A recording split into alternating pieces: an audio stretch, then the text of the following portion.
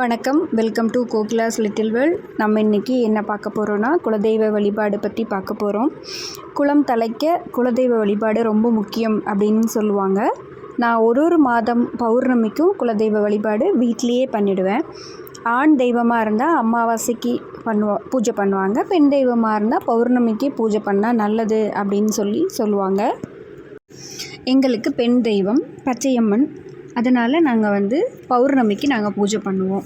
ஏன் வீட்டிலையே பண்ணிடுறோம், கோவிலுக்கு போக முடியாதா அப்படின்னா, கோவிலுக்கு போனால் ரொம்ப சிறப்பு. எங்களுடைய குலதெய்வம் ரொம்ப தூரத்தில் இருக்கிறதுனால எங்களால் மாதம் போக முடியல. அதனால் நான் வீட்டில் பண்ணிவிடுவேன். உங்களுக்கு குலதெய்வம் ரொம்ப பக்கத்தில் இருக்குது, உங்களால் போக முடியுதுன்னா நீங்கள் தாராளமாக மாதம் இல்லை உங்களுக்கு நேரம் கிடைக்கும் போதெல்லாம் உங்களுடைய குலதெய்வத்தை போய் நீங்கள் தரிசனம் பண்ணிட்டு வரலாம். குலதெய்வத்தை நீங்கள் எந்த அளவுக்கு உயர்த்துறீங்களோ அந்த அளவுக்கு குலதெய்வம் உங்களை உயர்த்தும் அப்படின்னு பெரியவங்க சொல்லுவாங்க. மற்ற கோயில்களுக்கு போய் குலதெய்வ கோயிலுக்கு போகாமல் இருந்தாலும் மற்ற தெய்வங்களுடைய அருள் கிடைக்காது அப்படின்னு சொல்லுவாங்க.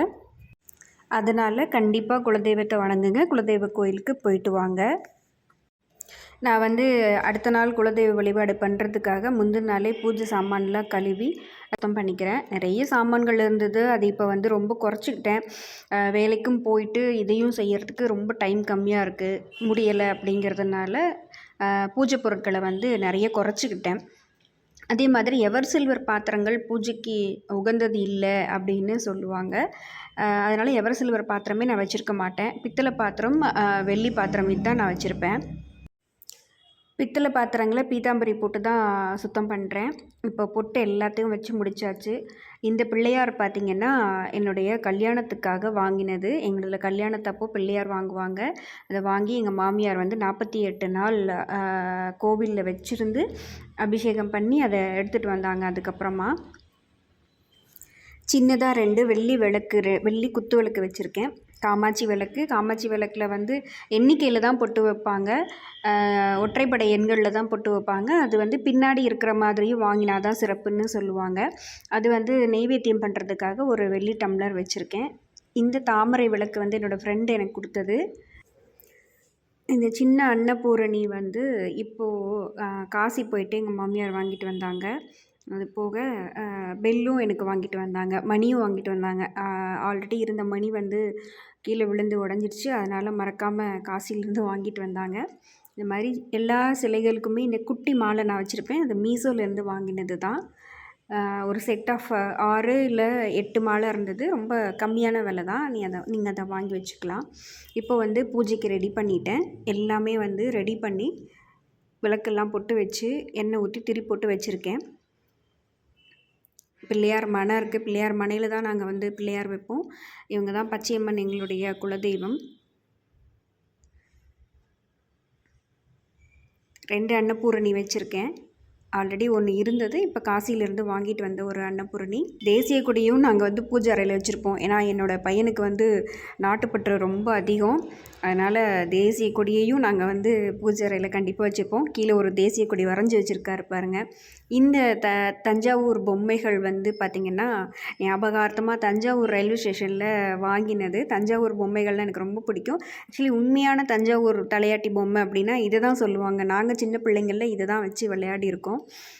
அதனால் அதை அவங்களையும் வச்சுருக்கேன் நான். குலதெய்வம் என்னென்னு தெரியாதவங்க முருகரை குலதெய்வமாக ஏற்றுக்கொண்டு குலதெய்வமாக வணங்கலாம். ரொம்ப ஈர்ப்பு கொண்டவர் அவர். இந்த இது நடுவீடுன்னு சொல்லுவாங்க. எனக்கு தெரிஞ்ச மாதிரி நான் வரைஞ்சி வச்சுருக்கேன். இந்த புத்தர் காசியிலேருந்து வந்தவர் தான்.